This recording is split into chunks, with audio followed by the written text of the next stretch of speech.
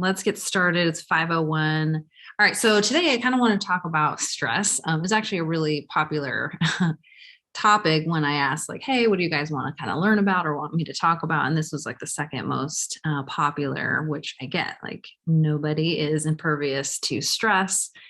And I think for most of us, it's just, mm, we're never going to get rid of it completely, right? So we have to kind of learn how to manage it. And then we have this other piece where it does impact nutrition. And most of the time, that's not going to be in a super positive way. So let's talk today about why we stress eat and how to stop ultimately.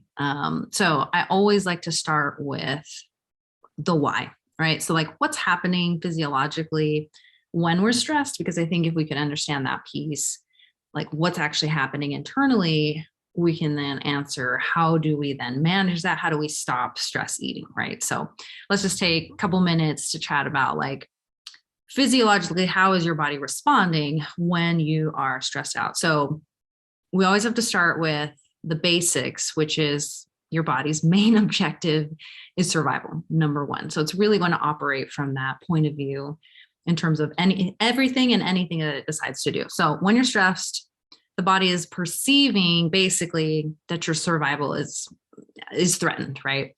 And so it's going to respond in such a way. So here's the problem, especially in modern like society today, we are rarely actually in threat of our survival. That's just not actually where our stress is coming from. We're not in that type of stress. And so the problem becomes your body can't differentiate between, I don't know, the stress of like a difficult coworker versus the life-threatening situation of a bear about to maul you. Very different stresses, right? One is more like mental stress, where one is, truly a physical stress. And so when you are stressed out, when you are triggered by whatever the situation is, your body, your brain is just going to respond in a sense with only one certain way of like dealing with that, right? And so it's going to perceive danger based on your reactions, by the way. So we have to come back to the fact that like your perception also has a part to play in this. And then it's going to send signals to start a few things. So it's going to release adrenaline. It's going to release cortisol. It's going to send signals to raise blood sugar, right? And all of that is to help you deal with whatever your stressor is. Again, remember, your brain doesn't know how to differentiate between different types of stress. It just like perceives like, okay, my person is stressed out.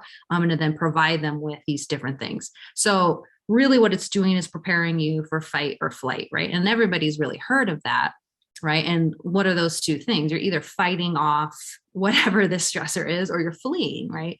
Both of which require activity. So like physically, you'll feel that. So like your heart rate will increase, your breathing is going to increase, you're going to feel like a burst of energy. You're going to have like heightened awareness. Blood is actually getting directed to your muscles. You're going to have increased blood pressure. And then, like I mentioned, like glucose is actually getting flooded into the system. All of that is in order for you to deal with your stressor, whatever that may be, right? Because your body thinks, oh my goodness, survival is at risk. Well, let's just give them all these tools in order to deal with, whatever it is that they are handling, right? But again, let's go back. It's pretty rare that our survival actually is at risk. So we have one of the biggest problems right now in modern society. As much as like it's really nice that like we're not worried about our survival, what's happened is like we have decoupled stress from activity. And so where there was a time where most of our stress was physical. Now we're in a position where most of our stress is actually psychological, right? And yet our body is still responding as if it's going to be a physical threat, fight or flight. So therein lies the issue, right? There's actually no physical component to the stress that we mainly face. Now we do sometimes, like illness, injury, those things are a physical stress. Or if we do find ourselves, heaven forbid, in some kind of situation where our life is threatened, okay, those things happen. They're just super rare, right? So in this case, we are getting equipped in a way that doesn't match what we actually need. Back in the day, there was a time when our main stressor was just staying alive, right? Like we could be attacked by animals or another tribe encroaching on our territory, right? That all required a physical response. We don't live like that anymore, right? And so if you think back, like all those mechanisms that are being triggered are really to deal with things in a physical sense. So there are then repercussions to the fact that when we are stressed, and especially like prolonged, which, we're great as Americans, we're phenomenal at having like chronic elevated stress. It's like we love living in that kind of state. We kind of glorify it, right? But there are repercussions to living in that state and having your body like continually respond in a way that we then don't need. Like it doesn't help us actually deal with our stressor. In fact, we're very ill equipped to deal with modern like mental and emotional stressors.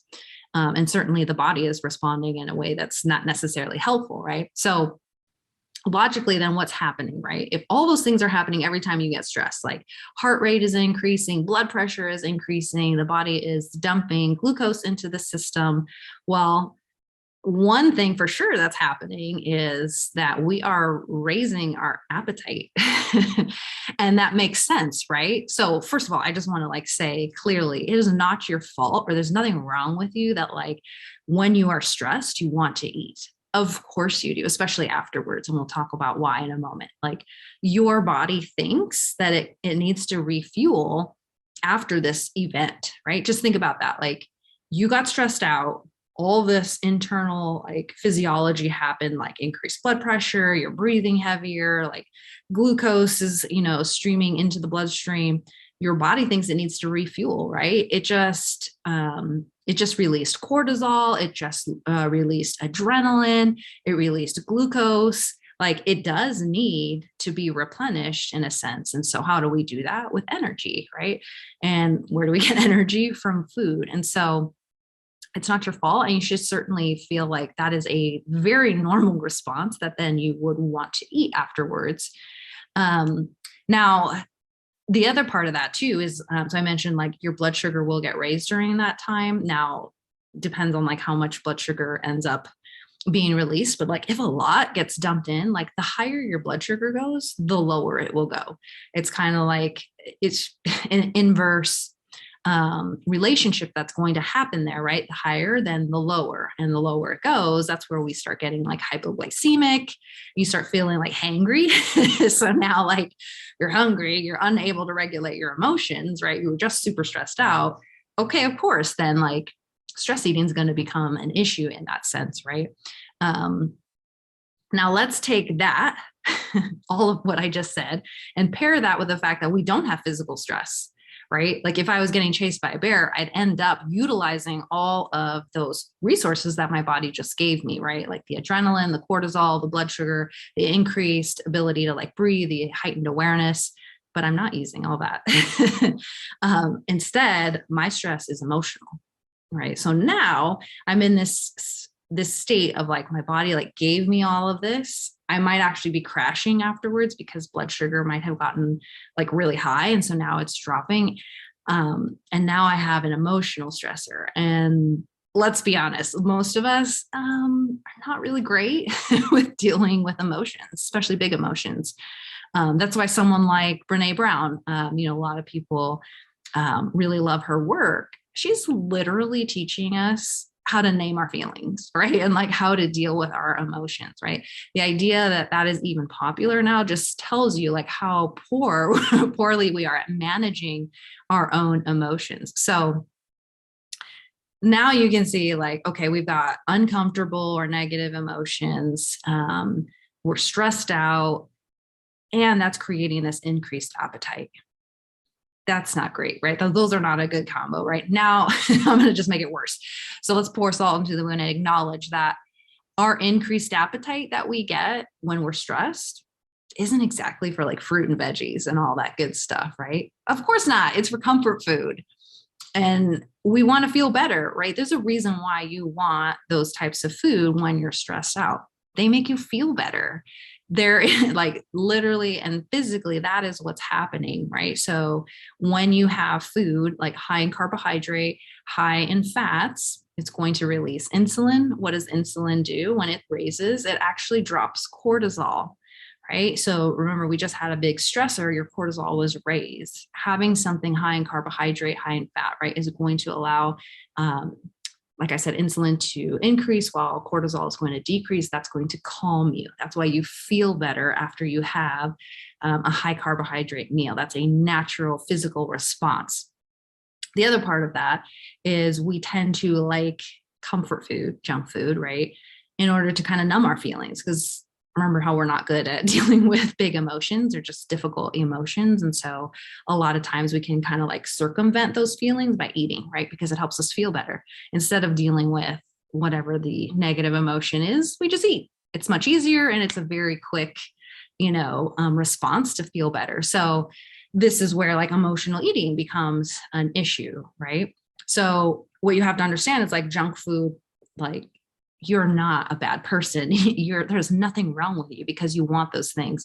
Junk food is going to activate like the pleasure and reward center of your brain, which you desperately want after a stressor, right? So number one, like just go easy on yourself. There is a reason you're craving those types of food, right? When you are stressed out. And it's really a mechanism to help you feel better. And then some of us may need help with just dealing with big negative emotions. And so we can use food to kind of like buffer or even just numb those, right? So now think about why, or let me say it like this. It should make sense now why we have such a hard time managing our weight in light of like how stressed we just keep ourselves, right? Like how are we navigating all of that when we like have all the deck like basically stacked against us? So here's the thing. I know I've painted a kind of grim picture here, right? But there are ways that we can kind of get ahead of it and deal with it. And number one is, I think, just understanding what I just outlined here, that physically what's happening when you're stressed is going to set you up for increased appetite and an increased desire for comfort food. Okay. So now we can take guilt off the table because that's just how your human physiology works. You're human. Yay. Congrats. Right. So, okay. We've established why we feel like eating and eating poorly when we are stressed. So let's talk about how then we deal with that. So I hope that kind of set the stage for this. So I'm going to talk about it in two different dimensions here. One is in the moment, we have to deal with stress and negative emotions, and then in the long term, because we want to attack it from both sides. So in the moment, and I mean, nobody's like immune to stress, right? I just had a pretty stressful week last week. Here's what has to happen. And you can't be really hard on yourself because it's without self-awareness and without like a self-rehearsed response, it's really hard to do what I'm about to say. And that's like in the moment, like when you are stressed or when something, happens and like kind of triggers big feelings, you have to create distance from the situation. There has to be what I like to call a pause. You have to just gather yourself for a moment. Now, again, that's not always going to be like possible. There are just times where like your emotions get ahead of you. It happens, right? But the more we can have, like I said, a predetermined or a pre-rehearsed response, the better chance we have of actually responding in a way that'll be a little more favorable. So here's what I say, like, if you can, if you're self-aware enough in the moment, if you have not gotten like too pulled into whatever the chaos is of the stress, honestly, if you could set a timer for like 5 minutes, literally 5 minutes, and distract yourself. And do something that's going to just take you out of the heat of the moment, regardless of whether this is like you're insanely angry or, you got like an email that was really upsetting or you had a conversation that was very like triggering. Set a timer, 5 minutes, and just do something else. Go for a walk, go outside, do some deep breathing, get some fresh air, call a friend. Here's one of my favorites is listen to a song that like just puts you in a good mood. Like, cause we all have that, right? Like that one song, like you're like, that's my jam, right? And you can't help but like smile.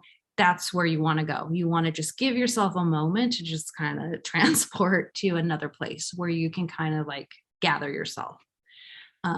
What you're really trying to do is create a pause so that your immediate response is not food or alcohol. I mean, we tend to do that as well, right? That can kind of get lumped in here. So create that space. 5 minutes tends to be enough time to kind of like just take you out of it, and create a moment where you can then make a more conscious choice of how you want to proceed, right? Again, it's not always going to go well. Your emotions may get ahead of you. That's kind of the point, is to try to get there before you're at a point where like you're just seeing red, or like you're inconsolable, or I think you understand, like where you just, nope, the time has passed, the window closed, right? And now we've got to deal with that, right? So this is a skill that just you will perfect over time, not like, it's not something you can just like instantly have this ability, even if you have this predetermined response. I would also suggest that you like choose beforehand, like, okay, the next time my boss sends me that email, or my partner says that thing they say to me that irritates me, or whatever it is, you have it ready. I'm going to put that song on and just give me 5 minutes, or I'm just going to get out of the house and I'm going to go for a walk, right? You want to just have that ready to go. You don't want to make the decision in that moment. Okay. In that pause, like I said, hopefully afterwards you can kind of like disconnect from like the intensity and make a better decision. And hopefully like food does not become the answer, right? Because you've actually possibly dealt with the actual stressor itself, or allowed time where you realize that food is not the actual answer. Okay, so that's in the short term. That's like in the immediate. And the long term, I think, is where we can get the most benefit, in terms of like setting ourselves up to deal with stressors, because we already know like stress isn't going to go away. It will always be a part of our life. And so again, we want to be able to like set ourselves up where it's not creating that emotional eating component, which a lot of us find ourselves in. Like, and again, let's go back to the beginning. That's normal. That's the normal response based on what's happening internally. Okay, so obviously, like in the long term, like number one, the overall pervasive idea is that we get to the actual root of your stress. And so hopefully like taking that pause could help you do that in the moment. Like if you can like journal or talk it out or go for a walk, you might actually walk yourself back and realize, okay, here's the real issue, right? And overall, that's what we're looking to do. Okay, so that's duh, but you just got to say it, right? So getting to the actual root of the stress is going to be important. Okay, 2, reducing unnecessary stress. Like I just think about everybody in my life, everybody close to me, like we all have our plates completely full. Of course, we're part of a society that like glorifies that, but there's certainly, I just think like things that we can take off our plates. And I like to kind of think of it like this: what's actually in your control versus what's not. And if you could actually just maybe take an audit of like where your time and your stress and energy goes, you'd probably figure out, why the heck do I spend any energy on, this piece? I don't have any control over it, right? And so I think too, in the long term, is just reducing like unnecessary stress. Like do an audit of those things in terms of like, what do you have control over and what do you don't? And if you don't have control, stop worrying about it. All right, 3, I like this one: make exercise a part of your lifestyle. Look, you could, and I almost put this under like in the moment using exercise, but I get a little worried that like, remember all the like physical responses when you're stressed, like your heart rate's going to increase, breathing's going to increase, blood pressure increases, like you do have adrenaline running. And I worry that we hurt ourselves in that moment. Like we really are trying to like blow off steam. I think a walk is great. That can actually help you like burn off some of that physical like response that you're having.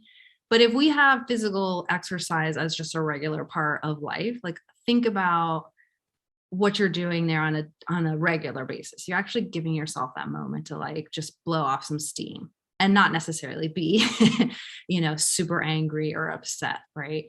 Because I know like, there's always things that are stressing me out, right? But like just knowing that I'm going to go to the gym, 3 times a week, means I get this moment to actually offload from my system some of the stress that I'm going through. So, make exercise a regular part of your life. Certainly in terms of like stress management, it's going to just allow you an outlet, right? 4, getting enough sleep, because let me just say, I don't think I've ever made like really great decisions when I've been sleep deprived, right? It's really just hard. It's hard to take that pause too when you're already like sleep deprived. Your body's not functioning at its best. So making sure we're just getting regular sleep can just help you manage, right, emotions and help you make better decisions in terms of like, really, is this donut going to help me feel better, or is that actually going to help me feel worse in the long run?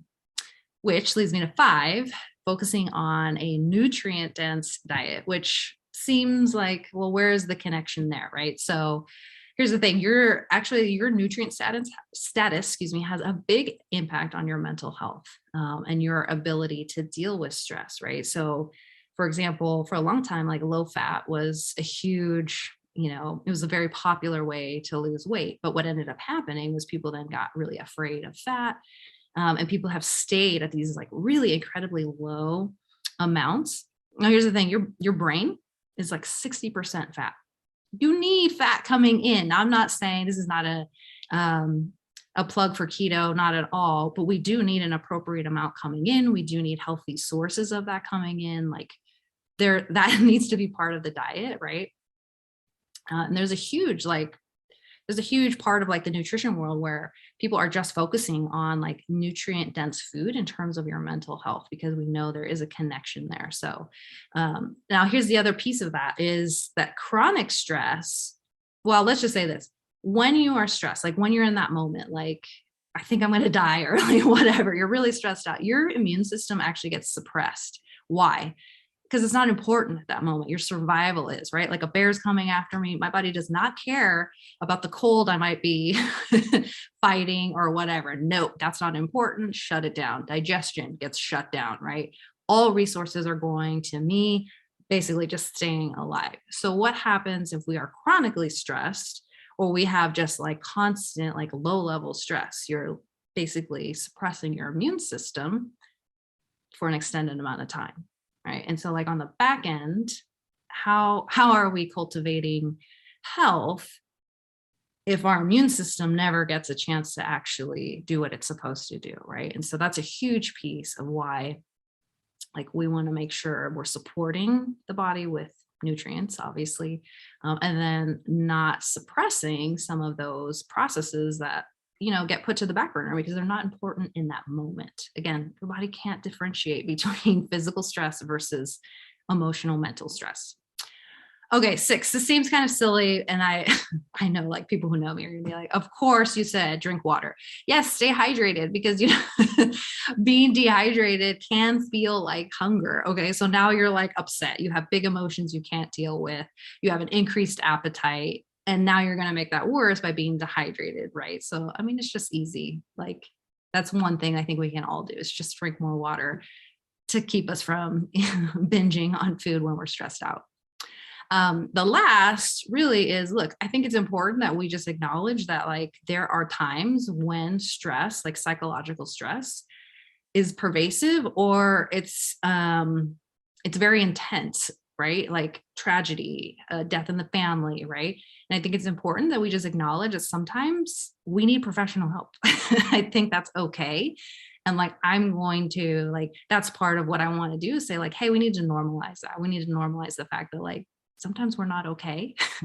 And it's okay to like ask for help, right? Like we need to get out of this mindset of like, we're weak or something's wrong with us. No, I just don't know anybody who goes through life and never needs just a little extra support. So I think like at the end of the day, if stress really is pervasive and like it's just intense, yeah, that's part of the long-term strategy, is getting and seeking professional help, right? And not creating this stigma, I guess, around that. So I think that's really important to like this overall thing. So, all right, that's what I got for us. So stress eating, it's a really natural response. Like I hope understanding like how your body's actually physically responding and why it does like kind of drive you to want to eat, and specifically comfort food. You don't feel bad. Like, okay, cool. That's how my body works. I'm a human. Yay. Okay, but can we get ahead of it, right? Can we have predetermined responses? Can we understand that that response, increased appetite, wanting junk food, is going to happen? And can I set myself up to have a better response when it happens? Because it will, right? I just had a wonderful week of stressful responses. And right, I can only imagine that there will be more ahead for me, right? So I think just really having those predetermined, like, okay, here's what I'm going to do when someone sets me off, and then you're ready to go. That's going to take practice as well, but having it ready to go, I think, is really the key there.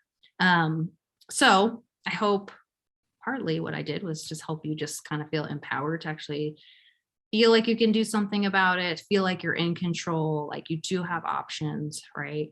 And understand physically, why those responses are happening. So be gentle with yourself, friends. Stress is here. This is part of our society, so I think it's just in our best interest to learn how to deal, how to offset what we can, take off that unnecessary stress, right?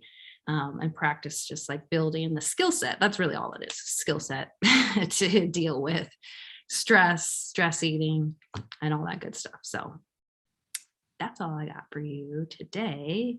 Oh, okay. Look, now I'm gonna kind of look through here. Awesome. I hope that helped. I always will stay here for a moment if you guys have questions. Otherwise, I know it's Monday morning. It's Monday evening, so I know we have our whole weeks ahead of us, but yeah, that's all I got for you. Happy Monday. And I think we'll just make this a regular thing. We'll just do this every Monday. And yeah, I'm going to start asking you guys for more topics that you guys would like to hear about, because this is free. So, all right. Well, I think that is it for me. I'm going to go make dinner. And I mentioned someone earlier. Tell me more. Who did I mention?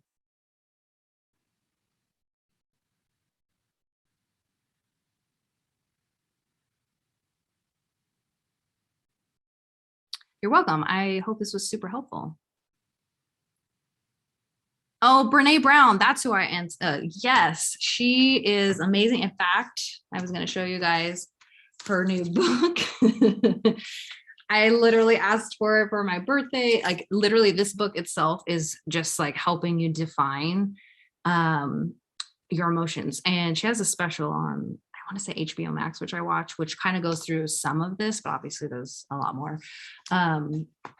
Super helpful, because I'm going to be the first to admit, like, I'm terrible at articulating my emotions. Like if you ask me, like, what are you feeling? I will literally freeze. I'll be like, I don't know, sad. Like it's like sad, happy, or mad, right? Those are the ones that we always kind of tend to go to. And like she kind of like goes through very specific emotions and like how to differentiate, like, oh, that's the difference of like, frustration versus anger.